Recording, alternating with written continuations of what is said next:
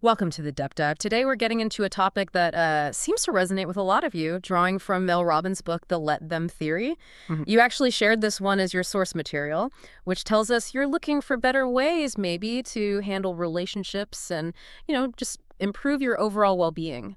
Absolutely. And the book really zeroes in on a pretty fundamental shift, doesn't it? Yeah. It's about focusing on what you can actually control: your thoughts, your feelings, your actions, Right. and consciously letting go of that need to manage what everyone else thinks or says or does. Yeah, releasing that grip. And we know you, our listener, want to get the key takeaways efficiently, but also thoroughly without feeling, overwhelmed by it all. Right. So our mission today is to really unpack the core insights and, importantly, the actionable strategies from the Let Them theory. We'll use the author's own explanations for examples to give you a clear understanding and some things you can actually try out in your own life. Okay, so where do we start with this? Well, it's interesting because the let them theory, it didn't just sort of spring up fully formed. It really grew out of the author's own experiences and the impacts of her earlier work. You probably know the 5-second rule. Yeah, yeah, definitely. The countdown thing. Exactly. She first developed that as a very personal tool, to tackle her own big challenges. She talks about debt, marriage problems, anxiety, feeling stuck career-wise. Right, that 5, 4, 3, 2, 1 to just move to break through that inertia when facing those tough things. And she's quite open that it wasn't like an instant magic bullet. It took work. A lot of work. And initially, she was even a bit reluctant to share the 5-second rule widely. But then she got this speaking gig. I think it was about career change. Okay. And she realized, wow, this struggle to just get started, to find that spark of motivation, it's almost universal. People were using the rule for everything. Like what sorts of things? Well, weight loss, getting sober, hitting business targets, even managing, really significant mental health challenges. It just resonated. That's incredible, the range. And so how did that lead to the Let Them theory specifically? As she did more speaking, she saw this recurring theme. People weren't just struggling with individual motivation, but really profoundly with their relationships. And that clicked with the research showing, that relationships are basically the #1 factor for a happy, healthy life. Yeah, that makes sense. It often comes back to how we connect or don't connect with others. Precisely. So the book itself, The Let Them Theory, is meant to be really practical. It's not just stories, so there are plenty of relatable ones.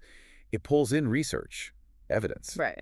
but presents it in a way that's easy to grasp and, crucially, easy to apply in those areas that cause us the most stress, often our relationships. Okay, so let's get to the heart of it then. This core concept, let them plus let me. Let's break down that first part, let them. What does that really mean in practice? Let them is fundamentally about deciding consciously to stop pouring your energy into trying to control other people, their thoughts, their feelings, their choices, their actions, all the stuff that's ultimately outside your sphere of influence. Okay. And she gives an example, right? Something about a prom. Yeah, the corsage story, it's quite funny, actually. She had this corsage ready for her son's prom date, Mm-hmm. and her son was like, nope, she doesn't want it. And, the parental instinct might be to push, right, to say, oh, but it's lovely, or are you sure? Totally. Thinking you know best. Exactly. But she realized she just had to let him, and by extension, let the date, have their preference. It's a small thing, but it highlights that deep down urge we often have to orchestrate things our way. And the book suggests this urge isn't trivial. It comes from somewhere deeper. It does. She links it to our primal fears, fear of being left out, fear of not being liked, fear that things will just collapse if we're not constantly managing them. So we micromanage. Which feels like it should make us feel safer, but often. It backfires. That's the key insight. Trying to control the uncontrollable, especially other people, usually just dials up our own anxiety and stress. Right, like that story she tells about her friends going away for a weekend without her. Oh, yeah, the girlfriend's trip. Her immediate gut reaction was, what did I do wrong? How can I fix this? How do I make sure I'm included next time? That scramble to regain control. A feeling I think many of us can relate to, that sting of exclusion and the urge to fix it somehow. So Yeah. how does let them help there? Well, the book uses this great analogy of a seesaw.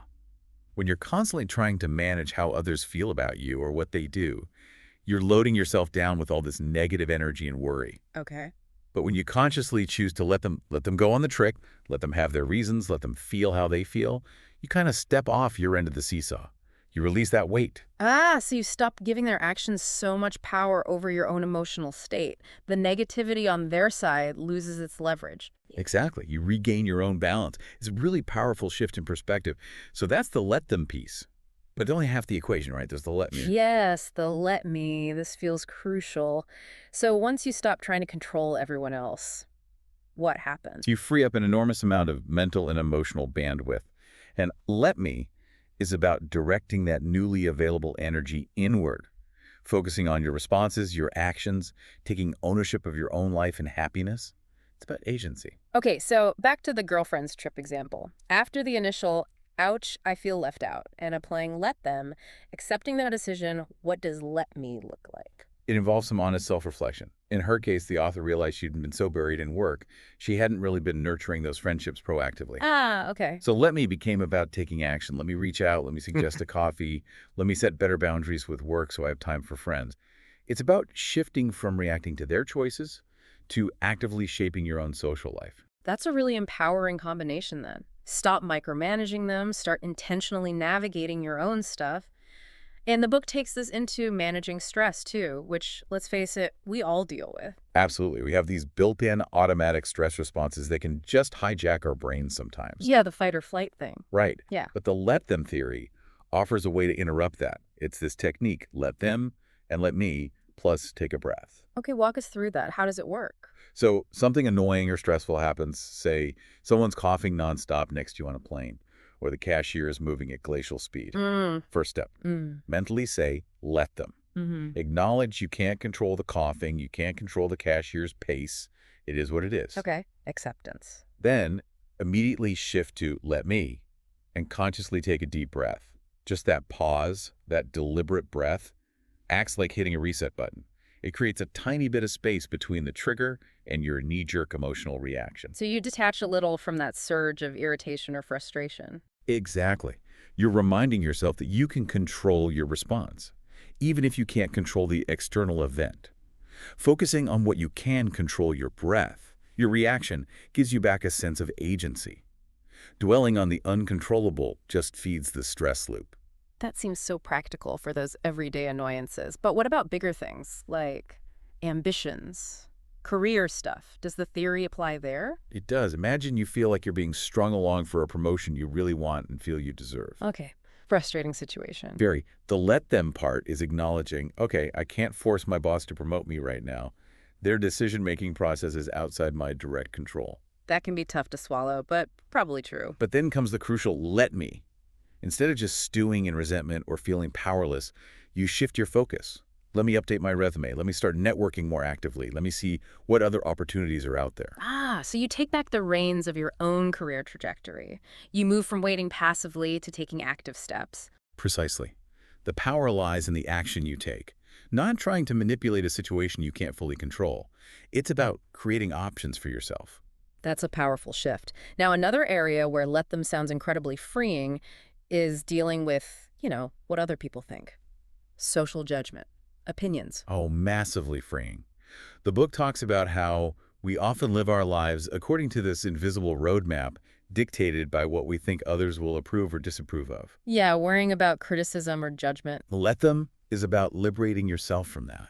It's basically granting other people the permission to think whatever they want about you, even if it's negative. Wow. That sounds bold. It is. The author shares her own hesitation about using her personal social media for her business, fearing what friends or family might think. Right. Applying let them meant realizing, okay, they might judge me, I can't control that. Let them think what they think, but let me pursue this thing that feels important to me. Why let that fear stop you? And it's not about becoming cold or dismissive, is it? The book talks about finding that balance. Exactly. It's not about being a doormat letting everyone walk all over you, but it's also not about being a bulldozer who ignores everyone else's feelings. It's finding that sweet spot. Where you respect yourself and your needs, but also consider others. Right. And crucially, making choices based on what aligns with your values, what makes you feel proud, rather than constantly chasing external validation or approval. When you operate from that core of self-respect, other people's opinions just naturally carry less weight. Okay, let's talk family. Because Often, that's where these dynamics of control and expectation are like super intense and deeply ingrained. Oh, absolutely. Family systems have long histories, established roles, unspoken rules. Any significant change, you make a new partner, a career shift, a change in beliefs can send, as the book says, shockwaves through the system. Yeah, people react strongly sometimes. The book uses becoming a step parent as an example, right? That's a complex one. It really is. So many potential sensitivities and differing viewpoints.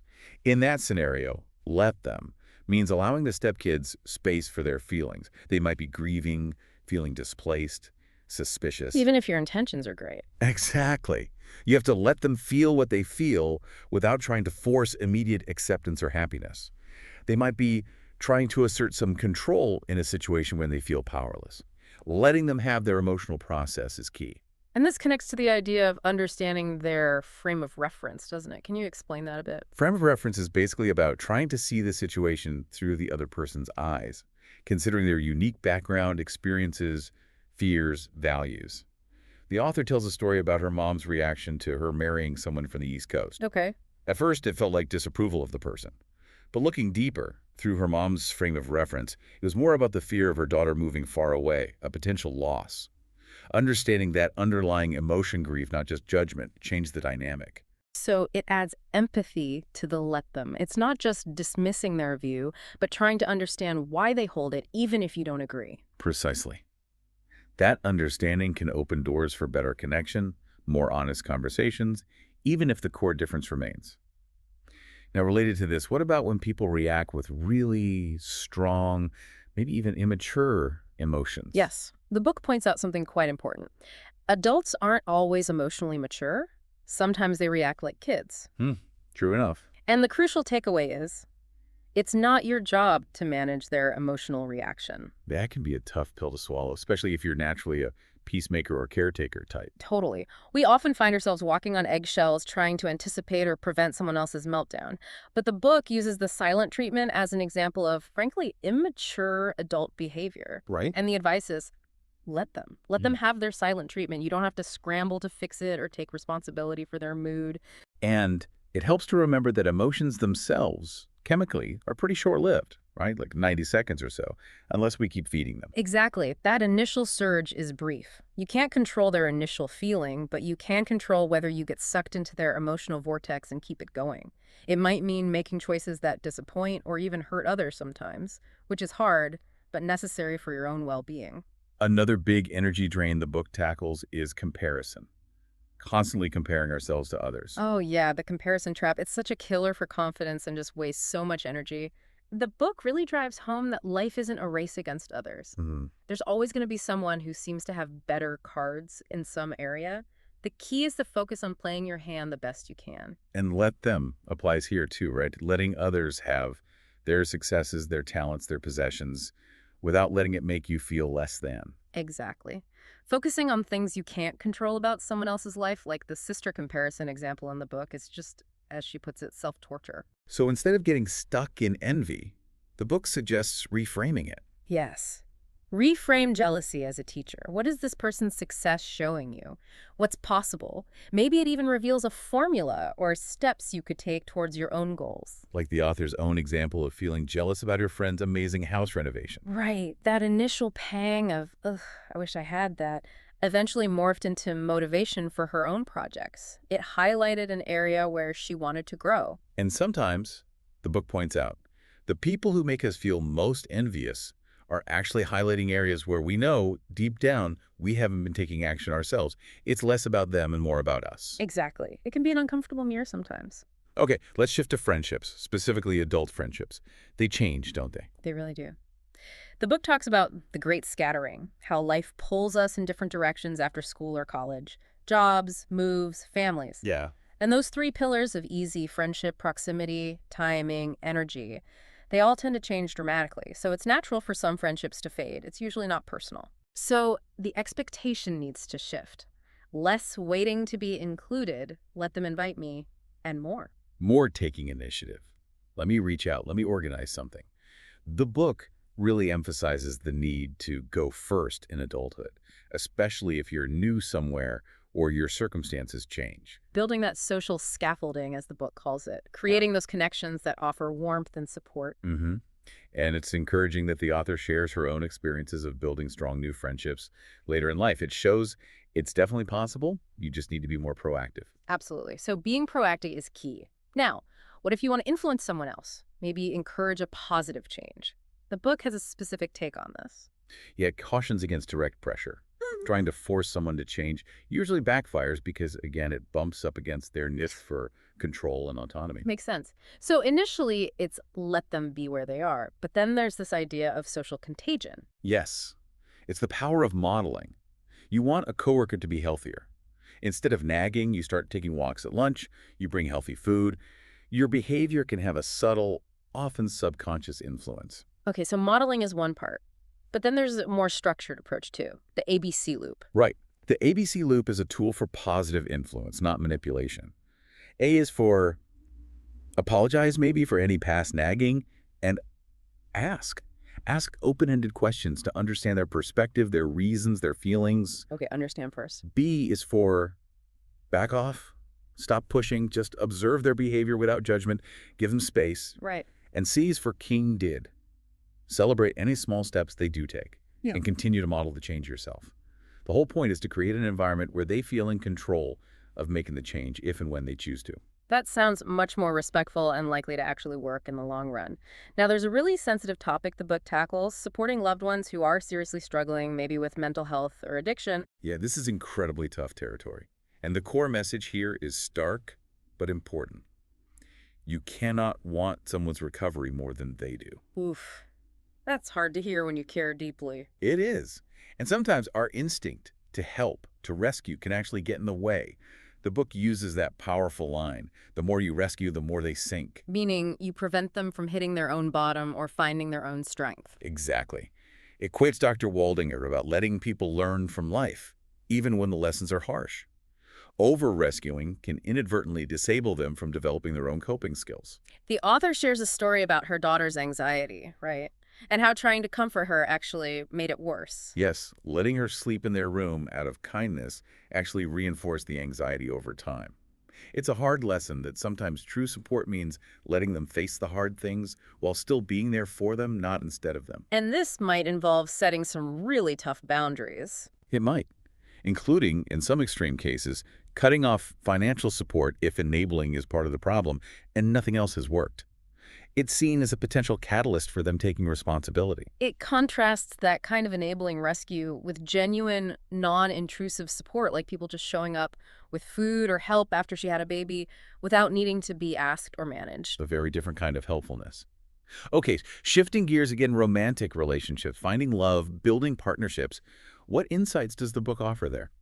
It acknowledges that modern dating can be, well, tricky. The advice centers on being authentic, really being yourself, and being very clear-eyed, almost black and white, about whether someone is truly interested. So less chasing, more choosing. Exactly. Less, let me convince them, and more, let them show their interest clearly, or let them go. Shift the focus to, let me be discerning. Let me choose someone who chooses me back enthusiastically. And that famous line, if they like you, you'll know. If they don't, you'll be confused. That really cuts through the noise, doesn't it? Yeah. Stop making excuses for ambiguity. Yeah. And it stresses that a good relationship involves both people actively wanting it to work, without demanding that someone sacrifice their core dreams or values. The ABC loop can be applied here, too, for influencing positive change within the relationship. But without the expectation of forcing change. And if change doesn't happen on a crucial issue. Then comes the deal-breaker decision. Yeah. D. Decide if you can truly live with this long-term. Yeah. Either end the bitching about it, accept it, or end the relationship if it's truly untenable. Sometimes it's just incompatibility. And if a relationship does end, the book offers some practical steps for heartbreak recovery. Yes, things like no contact, allowing the grief process, keeping busy, taking on a personal challenge, and really focusing your energy on your own future. Which brings us finally full circle to the most important relationship, the one with yourself. Absolutely. The book emphasizes that how you relate to yourself is the foundation for everything else. It encourages applying the theory inward. Let them be them, so you can finally let me be me. It's about respecting your own boundaries, showing yourself compassion, pursuing your dreams without needing everyone else to sign off on them. Like focusing on your response to whatever life throws at you, rather than trying to control the weather. Exactly. Like watching the shifting sky. You can't control the clouds or the storm, but you can choose how you react, whether you bring an umbrella, whether you find shelter. Reclaiming that responsibility for your own internal state, your own choices. Welcoming yourself to your let me era, as she puts it, creating a life that makes you proud. Precisely. Okay, so wrapping up this deep dive into the let them theory, the big takeaway really seems to be this fundamental shift. Moving away from that exhausting effort to control everyone and everything out there, Mm-hmm. and focusing instead on managing your own internal world, your reactions, your choices, your actions. And we've seen how liberating that can be across the board: stress, relationships, career, self-perception. Yeah, it touches so many areas. And for you listening, hoping to grasp these ideas efficiently, we hope this conversation has given you a clear, structured overview of the book's core principles and maybe spark some ideas for how you could apply them. Definitely. We encourage you to think about it. Where in your life could you practice a little more let them? And maybe more importantly, where could you step more fully into your let me? It's worth reflecting on your relationships and your own well-being through this lens. And if you do want to go deeper, hear more of the stories, get more of the nuance, the audiobook version of the Let Them Theory is really excellent. Mel Robbins narrates it herself, which adds a lot. We've put the link for that right in the description for you. Great. So the final thought we want to leave you with is this. What could actually open up for you? What becomes possible if you genuinely release that need to control others and fully embrace the power that comes from owning your own responses and choices? It's a big question. Definitely something to mull over. Thanks for diving deep with us today.